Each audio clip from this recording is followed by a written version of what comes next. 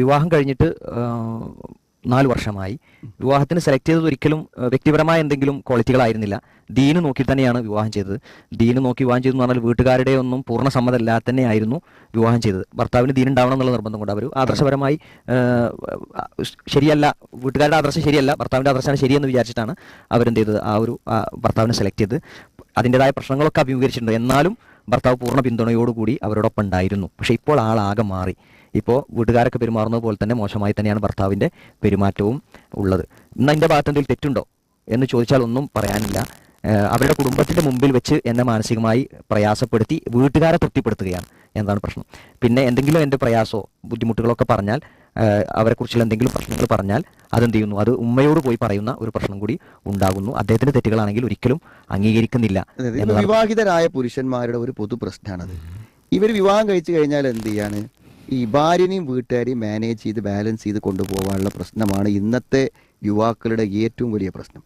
അപ്പോൾ ആദർശപരമായി ആ കുടുംബത്തിൽ അദ്ദേഹം ഒരു ശരിയായ ആദർശത്തിൽ നിൽക്കുന്നത് കൊണ്ട് തന്നെ അയാൾ കുടുംബത്തിൽ നിന്ന് വേറിട്ട് നിൽക്കുന്ന ഒരാളാണ്. അപ്പോൾ സ്വാഭാവികമായും എന്ത് ചെയ്യും, ഈ പെൺകുട്ടിക്ക് എല്ലാ പിന്തുണയും കൊടുത്തിട്ട് അവളുടെ ആദർശം അനുസരിച്ചല്ല വീട്ടിൽ എന്നുള്ളത് കൊണ്ട് അവൾക്ക് ആദർശപരമായ ജീവിതത്തിന് എല്ലാ അവസരവും അയാൾ ആദ്യ സന്ദർഭത്തിൽ നൽകി. അതുകൊണ്ട് അവൾ വളരെ സംതൃപ്തിയായിട്ട് മുന്നോട്ട് പോയി. പിന്നെന്താണ്, തൻ്റെ വീട്ടുകാരും കുടുംബങ്ങളും ഉറ്റവരുമായ മാതാപിതാക്കളുമായിട്ടൊരു പ്രശ്നത്തിൽ പോവാൻ ഉള്ള ഒരു അവസ്ഥ അയാൾക്കില്ല. അതുകൊണ്ട് എന്ത് വെച്ചാൽ അവർ ഇവളോട് കാണിക്കുന്ന അതേ മനോഭാവം കാണിക്കുമ്പോഴാണ് അവനും വീടിൻ്റെ ഭാഗമാകാൻ കഴിയുള്ളൂ. അപ്പോൾ സ്വാഭാവികമായി അവനും അവരോടൊപ്പം ചേർന്നു എന്നുള്ളതാണിത്. ഇത് വളരെ വലിയൊരു ക്രൂരതയാണ് സംഗതി.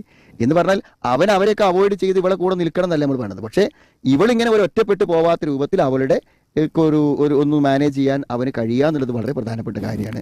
ഈ വീട്ടുകാരെല്ലാവരും കൂടെ പ്രശ്നം ഉണ്ടാക്കുമ്പോൾ എന്ത് ചെയ്യുക, ഞാനും ആ പ്രശ്നത്തിൽ കൂടി വൈഫിനെതിരെ തിരിയുക എന്നുള്ളത് വളരെ ബുദ്ധിമുട്ടുള്ള കാര്യമാണ്. പിന്നെ ഇതൊക്കെ ഇപ്പോൾ ഇവർ മനസ്സിലാക്കുന്നത് അവർ നമ്മളോട് ചോദിക്കുകയാണ്, ഇതിന്റെ വസ്തുതകൾ എന്താണെന്നുള്ളത് നമ്മൾ തിരിച്ച് ചോദിക്കണം. ഇവർ സത്യസന്ധമായാണ് പറയണത്, പക്ഷെ ഇവർ മനസ്സിലാക്കുന്നത് തന്നെയാണോ വസ്തുത എന്ന് നമുക്ക് അറിയില്ലല്ലോ.